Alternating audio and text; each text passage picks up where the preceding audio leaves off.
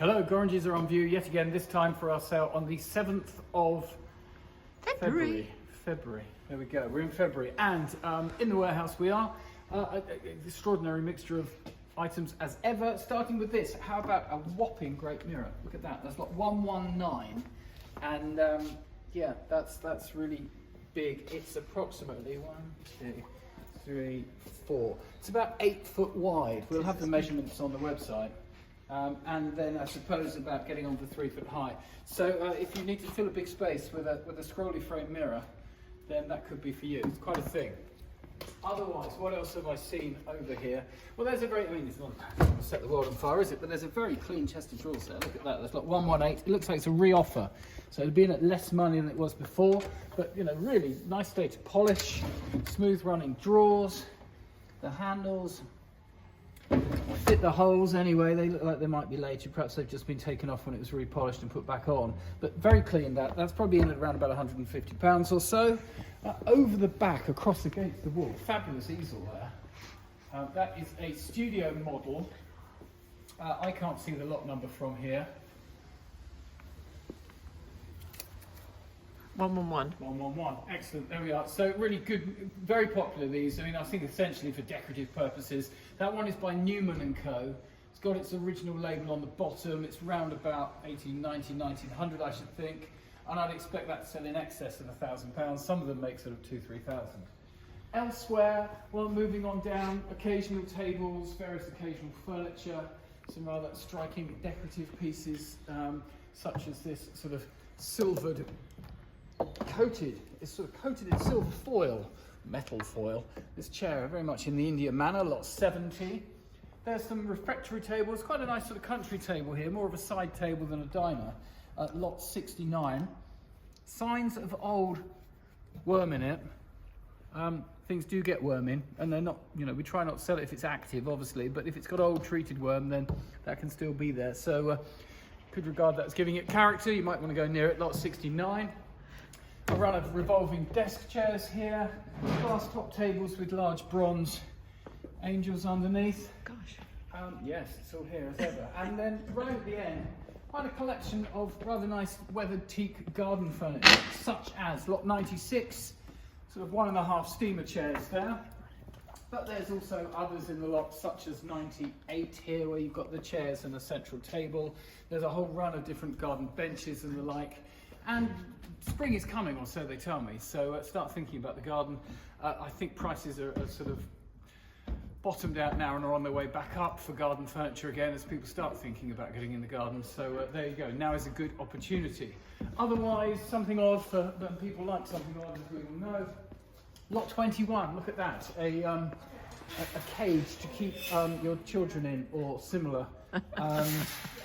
And I don't know what people do with that other than put it in their funky loft apartment just to look funky. Maybe you keep your records in it if you put a shelf in. I don't know. Anyway, there it is. Sure it'll be popular. Finally, if you're planning an escape and you're on a low budget, there's something weird in here, isn't there? Lot 40. Look at this, a rope ladder. Like there we this. go. Only slightly wormed, so hence the low budget escape plan. But anyway, there we are, lot 40. We can deliver it to anywhere you like, Lewis Prison, wherever. So let us know. Otherwise, we're going to go over to the main sale room and see what's in the smalls.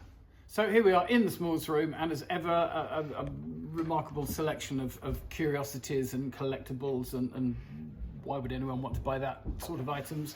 All depending on your own inclinations and tastes and what have you. So having a little poke around behind the sort of what's behind the counter session, I thought, and you know, from time to time, sort of have a look behind here. So there we go. Lot 496, 1937 specimen coin set. There it is, all there. Dan will have commented on the condition, whether it's proof or what have you. And generally quite collectible, these. You haven't got any gold coins in there, so it's not, the bullion value isn't affecting it, which is quite nice. There's things like lot 485. These look to be Mont Blanc, rather swish pen set. He said, pulling that out without the pen. There we go, that's the ballpoint. And then you've got another 2 ballpoint pens in the air, all Mont Blanc, all signed up, lot 485. Nice. What else can we find? Yeah, nice, exactly. What else can we find? How about this? How about lot, I is this now? Lot 490. Look, there's a sort of Chinese carved amethyst or amethyst quartz pendant carved as a fruit. Perhaps a few little light surface bruises. The original cord and toggles and tassels, which is rather nice. That's lot 490. And then what I don't feature on so often, but are always lurking at the back here, across the back here, we've always got these sort of mixed lots of costume jewellery, and sometimes we've got sort of great big boxes full of things, and other times we've got sort of smaller little rummage boxes, but they're always very popular, and the trade go through them, and even these old leather boxes are desirable and popular. So there's a little 9-carat gold bar brooch, a couple of gems set in it. I mean, what's that worth? That's, you know, there's no weight to it. It's probably under a gram in gold or something, but still, that's 10-20 quid. It's pretty. There's another nice old box with a bit of marquisite and sort of coral style jewellery. In here, what else have we found? Roger's carefully picked out and tied onto it this gold signet ring that's a bit worn and buffed down, and there's some other sort of bits and pieces in there. So that's lot 933, and plenty of other lots similar to it, and yeah, they're always popular. Sometimes you get a nice surprise from one of those price wise. They sort of take off and make a bit more. So yeah, the rummage lots around the back there. Other things that caught my eye, lot 476, here we are, Leica, familiar make of cameras, but also binoculars, these 8x32s. They look like they've been well loved.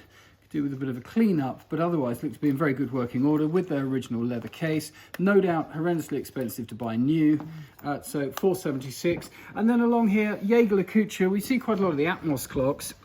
It's one of those sort of mystery style timepieces, modelled as a stirrup. That is lot number 333. I don't have the estimate to hand, but it's going to be, I think that's a good £200 to £300, maybe more. They're quite popular, these, and quite collectible. And this one is in going condition, so it looks to be in good order. So finally, jewellery and silver department. Let's have a look at some silver. Lot 814, Roger pointed this out to me, nice lot this. So we've got this very heavy engine turned silver case, and we open it up, and inside there is a pocket barometer with a thermometer in the middle. English hallmarks, looks to be round about 1905, 1910, that sort of date. In the same lot, you get this silver case with a sprung lid. You open it up and hey ho, we've got an inkwell. That's kind of sweet. And it's sprung, the lid is sprung there to keep the contents, I think it's ink, to keep the contents in, and that again looks to be around about 1900 in date. So that's lot 814. 812 caught my eye. Look at that, that's a pin cushion or hat pin stand, but unusually modelled as a walking stick stand. That's rather fun, and you can hang your rings, showing here, you can hang your rings on it like that as well. So it's not just for pins, it's for jewellery as other rings and things as well. And that again is that sort of golden age, 1910 or thereabouts, Birmingham, I can see, lot 812. A little more recent, lot 811. This is Continental Silver that's been import marked, showing there. Import mark for when it was imported. You've got what look to be, you've got inches along here, and then set into the top 3 assorted coloured pens or pencils. So something for the desk, something for the man that has everything, perhaps. Lot 811. Over the back here, more collectible, but sadly in slightly poorly condition. Lot 820, this rather lovely George III silver corkscrew. We've got, what have we got there? We've got a maker's mark on the end. No other marks upon it, that's not unusual. It's a little bit poorly, you can see the handle's sort of coming away a bit. It's had an active life. Not always used for wine, of course. These were also used for perfume and scent bottles and other things, anything with a sort of cork stopper. So you won't be using that on your wine bottle, I suspect, or you might struggle if you do. Lot 820. Otherwise, what else have we got? Well, in the jewellery, Roger has mostly been making amethysts this week, and he's been very busy. Look, 888, look at that, that's rather lovely. That amethyst Riviera necklace, Victorian, and that one is in very modest, can't buy me, tempting estimate. I did ask the estimates, 250 to 300 on that one. Also an amethyst, a more recent stone that. It's sort of quite a stylish setting. We think 60s, 70s, but with little diamonds on the shoulders, good sized stone. That's lot 941. Estimate around about 200 to 300. Similar estimate for this largish amethyst and pearl brooch set in gold. That's lot 908. Perhaps seen reinforcement repair, perhaps not, perhaps just made solidly, sort of suggesting it's not quite as old as it might appear to be. That's lot 908, 2 to 300. On the way past, little gold knot ring there. That's stamped 750, so that's effectively 18 karat gold, but we can't call it 18 karat gold because it doesn't have English hallmarks upon it. But nevertheless, were you to have it assayed, that is how it would come out. Yeah, lovely rich colour, somewhat unusual design there, which makes a change. Lot 898, so 150, 200 pounds. And for the watch lovers, this caught my eye, lot 947, an Omega, I'm reading it upside down, Chromastop wristwatch. Now, all of these sports watches are now very desirable. This is unusual in being orientated that way. We did wonder whether it had just been put back in the wrong way around, but I can't see that because, of course, the winder has to line up to make it work, and I can feel that it is winding. It's strange, yes, but strange but true, probably. There we go. Look, the stop-start function started. It doesn't really want to. You pull it back and it then stops, so it needs a little bit of work. A bit of a bruise in the glass there near the date aperture, but still a desirable watch, no doubt, with an associated deployment clasp, but perhaps the old one with it or something, I don't know. The specialists will know. Lot 947. So there we go, an array of interesting things as ever. There's medals, there's wines, there's some books over there, there's a whole section of pictures. Perhaps we'll have a look at the paintings next week and talk about those. Valentine's is coming up next on the 14th, a week Monday, so probably this Monday is the time to get your purchases done, if that's the sort of thing you do. And otherwise, come along, you're laughing. Just because I said if you do Valentine's. Not everyone does Valentine's Day. You see, my theory about Valentine's Day is that it's only for people who haven't declared their love for their Valentine, because you're meant to send an anonymous card to the one you love.